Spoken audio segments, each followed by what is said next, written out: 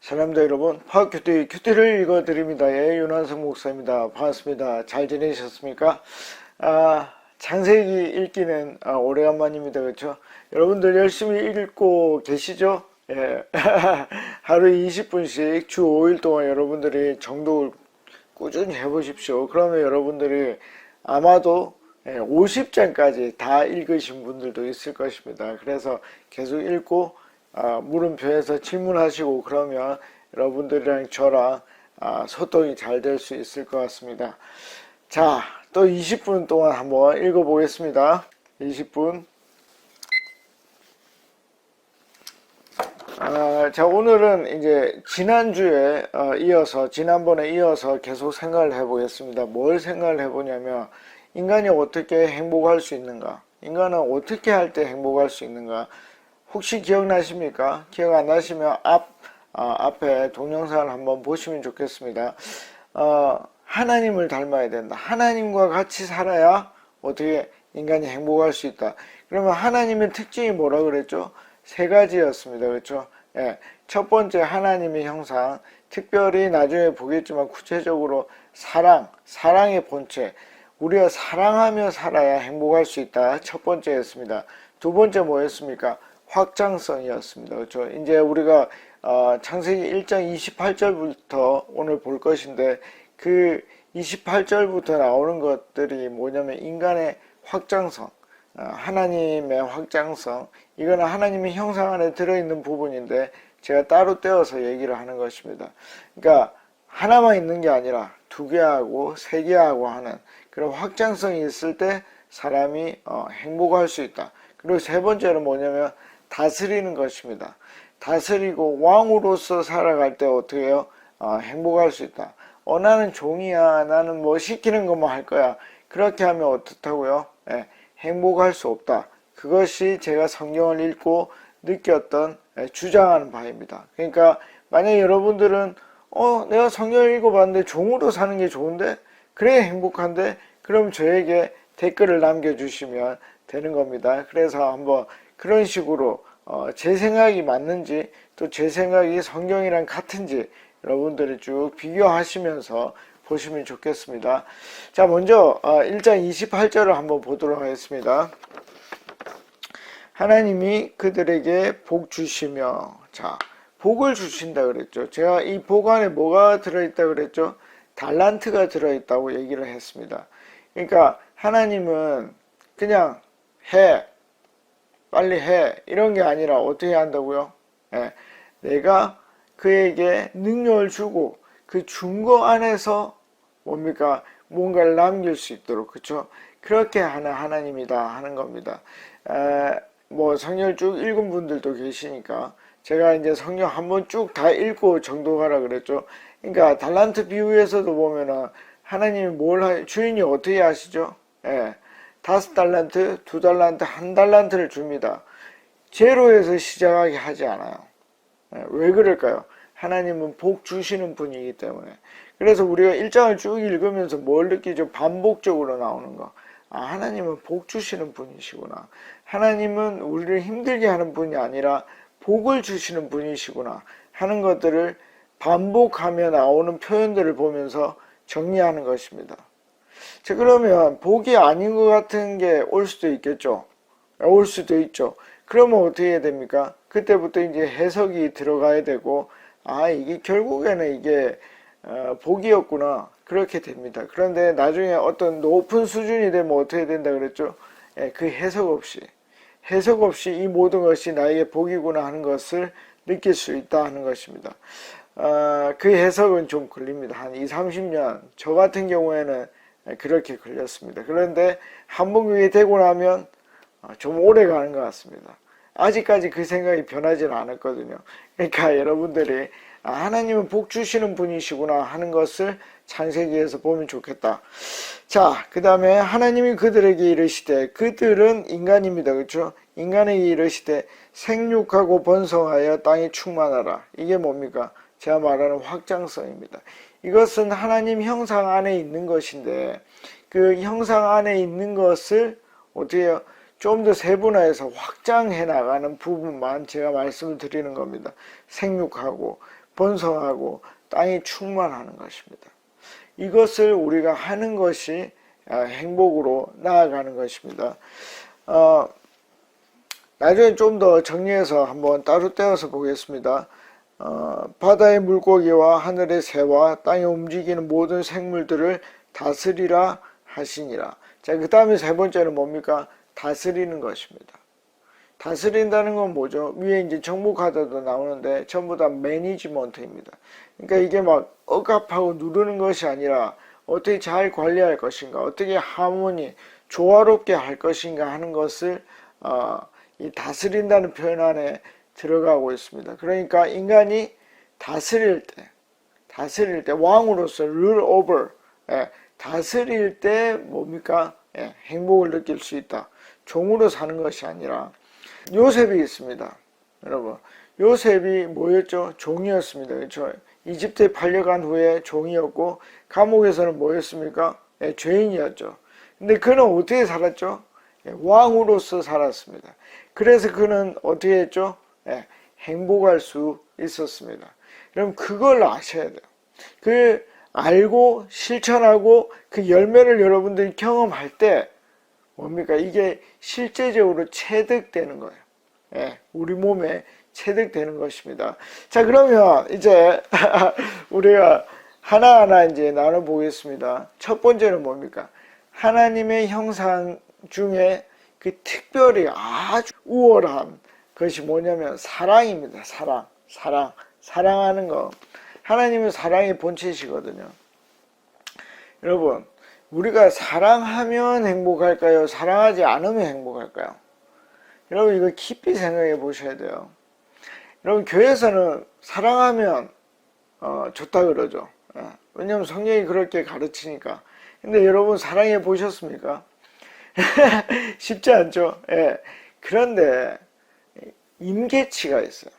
여러분, 물이 끓어 넘칠 때 얼마에서 끓어 넘치죠? 섭씨 100도까지 올라가야 됩니다. 이게 끓어 넘치면 이제 기화가 되는 거예요. 그때부터는 뭡니까?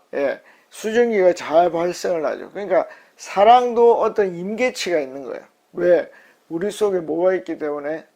죄된 본성이 있기 때문에 그런 거예요. 그래서 그 임계치를 딱 넘어버리면 뭡니까? 이 사랑을 실천할 수 있습니다. 그러면 그 임계치를 넘을 수 있는 방법은 무엇입니까? 그것은 우리가 사랑의 본체가 아니기 때문에, 우리가 사랑의 소스가 아니기 때문에 어떻게 되죠? 하나님으로부터 받아야 된다는 거예요. 그러면 하나님으로부터 받으려면 어떻게 해야 됩니까? 회심의 단계를 거쳐야 돼요. 이 회심은 뭡니까? 내가 죄된 본성을 가지고 있구나. 이 죄에서 나는 어떤 일도 구원에 이를 수 있는 일을 할 수 없구나 하는 것을 인정하고 누구를 받아들이는 것입니까? 나의 구세주 예수 그리스도가 대속주, 나의 죄를 다 이렇게 감당한 주인이라는 걸 인정하는 그 단계가 회심입니다. 여러분, 회심에는 굉장히 독특한 과정이 있습니다. 회심은 굉장히 감정적입니다. 여러분, 우리가 생각을 해보면 지적으로 그 구원의 과정을 생각을 하고 입으로 고백을 해야 되죠. 그 과정만 있으면 될 것 같지만 그렇지가 않아요. 감정이 실립니다. 여러분, 하나님의 사랑, 그 특별히 회심의 과정에서 느끼는 사랑은 몸이 부들부들 떨립니다. 너무 큰 사랑을 받아서 울지 않을 수가 없어요. 눈물이 뚝뚝 떨어지고요. 눈물이 뜨겁다는 것을 느낍니다. 그리고 어떤 경우에는 통곡을 합니다. 그게 이제 자기의 죽는 과정이죠. 주 예수 그리스도의 피 안에서 내가 죽는 과정입니다. 그리고 내가 죄되었는데, 죄인인데 하나님이 나를 위하여 그 아들을 십자가에 못 박혀 죽게 했다는 게 느껴집니다. 느껴질 때 가만히 있을 수가 없어요. 그냥 우는 게 아니에요. 완전히 몸이 너무 흔들립니다. 그렇게 우는 과정이 있습니다. 그 다음부터는 뭐죠? 감정에만 호소하지 않고 지적으로, 경험적으로 그 구원이 계속해서 완성되어 가지는 것입니다. 근데 첫 번째는 뭐라고요? 감정적으로 그것이 이루어집니다. 아, 하나님 나를 사랑하시는구나. 그렇게 되면 어떻게 됩니까? 사랑이 시작되는 겁니다. 이제 사람들을 사랑할 때 어떻게 사랑하죠? 도덕적으로 나의 의지로 사랑하지 않습니다. 아, 내가 저 사람을 사랑해야 되니까. 그런 게 아니에요. 어떻게 됩니까? 하나님께서 나를 사랑하신 그 사랑으로 그 사람을 사랑하는 겁니다. 그렇게 되면 어떻게 되냐면 걔가 나한테 잘하고 못하고에 상관이 없어요. 왜 그렇죠? 나는 죄인일 때 구원을 받았잖아요. 그러니까 걔도 죄인이지만 내가 사랑할 수 있는 거예요. 그래서 성경에 뭐라 그러죠? 이웃을 사랑할 때 내 몸과 같이 사랑하라. 그게 이해가 돼요. 왜? 하나님이 나를 어떻게 사랑했죠? 자기 자신과 같이 사랑했기 때문에. 기독교인은 이게 될 때 어떻게 될 수 있다고요? 행복할 수 있다는 거예요. 행복. 여러분, 내가 120만 원을 버는 거야. 120만 원. 그냥 뭐 한 60만 원 번다고 생각을 해봅시다. 그래서 한 달에, 하루에 10,000원 쓰기도 빠듯하다고 생각을 해봅시다. 그때 뭐 4,000원짜리 커피를 친구로 한번 사주는 거야. 예. 미친 일이죠. 예. 지 먹을 것도 없는데. 근데 그렇게 하면 어떻게 되죠? 행복해져요. 행복해져요. 너무 이상하죠. 행복해집니다. 예. 그러니까 내 삶을 포기하라는 뜻이 아니에요. 그런데 내가 과하게 내 60만 원 버는데 친구랑 나랑 먹으니까 8,000원. 8,000원 커피를 먹고 그 사랑을 나누면 기쁜 거예요. 내 120만 원 번다고 생각을 해봅시다. 얘가 미쳐가지고 주 예수 그리스도의 사랑에 미쳐가지고 40만 원을 남을 위해서 쓴다고 생각을 해봅시다. 주위에서 다 미쳤다고 얘기할 겁니다. 근데 그 사람은 행복할 겁니다. 실험해 보시고 제 말이 맞는지 틀리는지 확인해 보십시오. 왜냐하면 이것은 성경에 나와 있기 때문에 저는 맞다고 생각을 하고 저는 이때까지 그렇게 살았는데 괜찮았습니다. 그래서 제가 여러분들에게 해보라는 것입니다. 여러분, 제가 하는 거의 대부분의 말은 제가 안 한 게 없습니다. 제가 해보고 얘기를 하는 것입니다. 됩니다. 예. 그래서 해보고 근데 안 되는데요? 라고 하면 저에게 댓글을 남겨주시면 제가 가치 있는 질문에 대해서는 반드시 답을 달아드리도록 하겠습니다. 자, 그러면 이제 사랑은 그렇다 치고 그럼 사랑을 안 하면 어떨까요? 예를 들면 뭐 사이코패스나 소시오패스 같은 사람들, 그 사람들은 물론 이거는 생물학적으로 뭐 뇌에서 그걸 못 느낀다면 그건 어쩔 수 없습니다. 근데 저는 그렇지 않다고 생각하거든요. 대체로 그냥 자기 마음을 그렇게 굳어버리게 만들어서 그렇지, 저는 절대 그렇지 않다고 생각합니다. 왜냐하면 하나님의 형상이 그림자의 형태로 남아있지만 우리 속에 남아있기 때문에 그 형태와 다른 게 들어오면 몸이 저항하게 돼 있어요. 우리가 이제 백신을 맞잖아요. 그런 것처럼 외부에서 다른 게 들어오면 저항하게 돼 있습니다. 그래서 사랑이 아닌 게 들어오면 저항하게 돼 있습니다. 그래서 마치 감정도 없고 아무것도 없고 나만 생각하는 사이코패스나 소시오패스 같이 살면 오히려 행복할 것처럼 생각을 합니다. 꼭 그렇게 하지 않더라도 세상에서 뭐라 그러죠? 너를 사랑해라. 너를 먼저 사랑하라라고 얘기를 합니다. 그런데 반드시 기억할 것은 성경에는 뭐라 얘기하죠? 한 번도 네 자신을 사랑하라고 말하지 않아요. 찾아보십시오. 찾아보고 있으면 저에게 말해 주십시오. 왜냐하면 제가 모르는 것이기 때문입니다. 제가 이때까지 연구한 바로는 성경에서는 나 자신을 사랑하라고 얘기를 하지 않습니다. 이웃을 사랑하라고 얘기를 합니다. 그래서 천국에는 어떻다는 예화가 있습니까? 밥을 먹을 때 남에게 밥을 퍼준다 그러죠. 그래서 서로 배부른 것입니다. 내가 내 걸 챙기는 게 아닙니다. 그건 지옥입니다. 천국은 내 것을 남이 챙겨주는 것입니다. 내 몸과 같이. 그래서 마치 사람들은 남들이 나를 안 챙겨주기 때문에 뭐죠? 예, 내가 내 걸 챙기는 거. 그래서 오히려 전혀 사랑하지 않는 사이코패스나 소시오패스 같은 사람들이 더 행복할 것처럼 생각을 합니다. 절대 그렇지 않습니다. 왜? 하나님의 형상을 닮지 않았기 때문에. 여러분들 깊이 생각해 보시고 실천해 보시고 그 답을 반드시 찾으면 좋겠습니다. 행복하려면 반드시 사랑해야 된다. 그 사랑이 하나님의 형상이기 때문입니다. 그래서 우리가 하나님의 형상을 계속 회복해 가면 우리는 어떻게 된다고요? 진짜 행복한 삶을 살 수 있다. 자, 두 번째는 뭐였습니까? 확장성이었습니다. 여러분, 땅을 정복하고 그 충만하고 그런 일을 해야 됩니다. 여러분, 독서를 한번 생각을 해볼까요? 1년에 책을 한 권 읽는 사람, 2권 읽으면 행복합니다. 그리고 2권 읽는 사람은 3권 읽으면 행복합니다. 자, 뭐 1년에 12권까지 이렇게 확장했다 합시다. 그러면 그 다음에는 어떻게 해야 됩니까? 우리 계속 뭐 300권, 400권, 10,000권 이렇게 읽을 수는 없잖아요. 10,000권씩 읽으려면 어디에 가면 됩니까? 감옥에 가면 됩니다.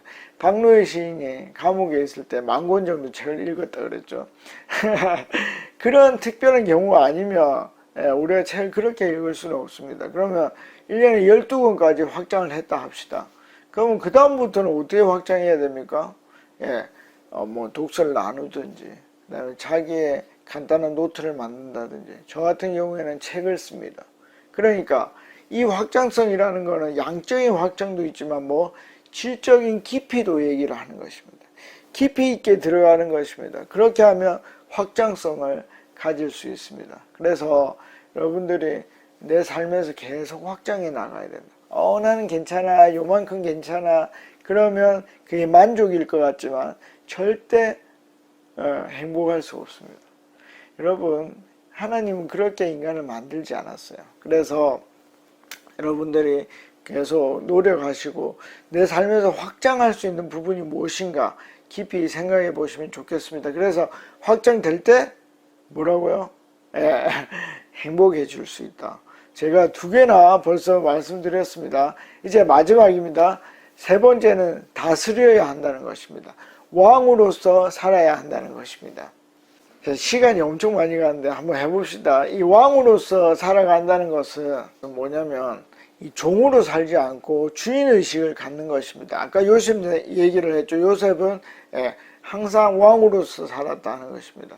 요즘 유행하는 게 MBTI인데 예를 들면 제 MBTI가 INTJ입니다. 저 같은 경우에는 N이 높기 때문에 전 우주를 바라봅니다. 그래서 해 뜨는 것도 기도하고 기후에 대해서도 기도합니다. 왜냐하면 내가 왕이기 때문에 우주를 하나님으로부터 받은 사람이기 때문에.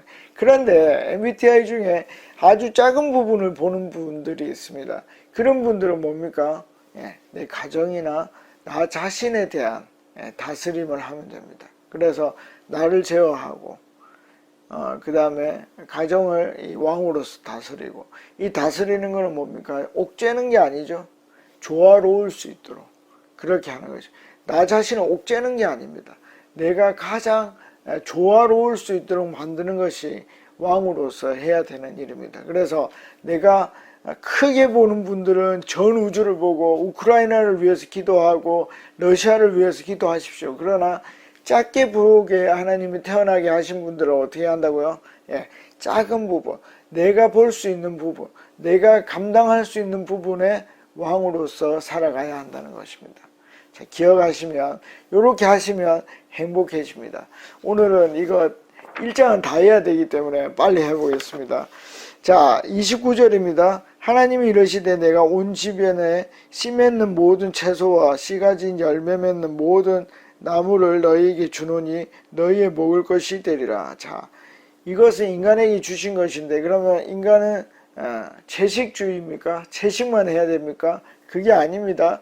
지금은 잘 모르겠지만, 그래서 지금은 하나님이 나에게 채식만 하라고 했구나, 이렇게만 받아들이면 됩니다. 그런데 출애굽기만 가도 뭐죠? 육식에 대한 내용이 나오죠. 그래서 그때는 질문을 하면 됩니다. 목사님, 왜 하나님 처음에 채식만 하라고 했는데 왜 출애굽기에서는 육식도 하게 하십니까? 그래서 여러분, 그런 거 질문해도 되고 또 그때 가서 깨달으면 됩니다. 그런데 여기에서는 인간은 채식만 해야 되는구나, 이렇게 생각하시면 되겠습니다. 자, 30절. 또 땅의 모든 짐승과 하늘의 모든 새와 생명이 있어 땅에 기는 모든 것에게는 내가 모든 푸른 풀을, 자, 올렸습니다. 일단 끄겠습니다. 내가 모든 푸른 풀을 먹을거리로 주노라 하시니 그대로 되니라. 아멘. 그러면 이거는 이 세상에 초식 동물만 있습니까? 아니죠. 먹이 피라미드 아시죠? 먹이 사슬 뭡니까? 포식자들, 육식을 하는 자들, 개체들이 있지 않습니까? 그러니까 뭡니까? 이건 시스템을 만든 것이고 그렇게 주님이 표현한 것입니다. 그래서 호랑이나 사자나 이런 것들은 반드시 육식을 할 수 있게 그렇게 되어 있습니다. 그러니까 요걸 읽고 여러분들이 마음속에 충돌이 있어야 되는 것이고 그것을 다른 성경을 통해서 깨닫게 되는 그런 과정이 있어야 됩니다. 이제 마지막입니다. 31절. 하나님이 지으신 모든 것을 보시니, 이 보신다는 건 뭡니까? 그냥 쭉 눈으로 보는 겁니까? 그게 아니죠. 평가한다는 것입니다. 제가 평가한다고 분명히 말했습니다. 그래서 1장을 쭉 보시면서 이 평가가 반복되는 것을 볼 수 있습니다. 자, 그 평가를 했더니 보시기에 심히 좋았더라. 아주 좋았다고 하나님이 평가하셨습니다. 저녁이 되고 아침이 되니 이는 여섯째 날이니라. 그러니까 이 여섯째 날에 이루어졌던 모든 것들이 완벽했습니다. 아름다웠습니다. 너무 좋았습니다. 그게 하나님의 평가였습니다. 그러니까 이 평가는 이 세상이 종말이 될 때까지 계속 평가가 이루어진다는 거, 그리고 우리는 심히 좋은 그 평가에 들어가면 참 좋겠다 하는 것입니다. 자, 이렇게 어렵게 1장이 끝이 났습니다. 그래서 2장을 기대하시고 여러분들이 창세기를 계속 반복해서 읽어보십시오.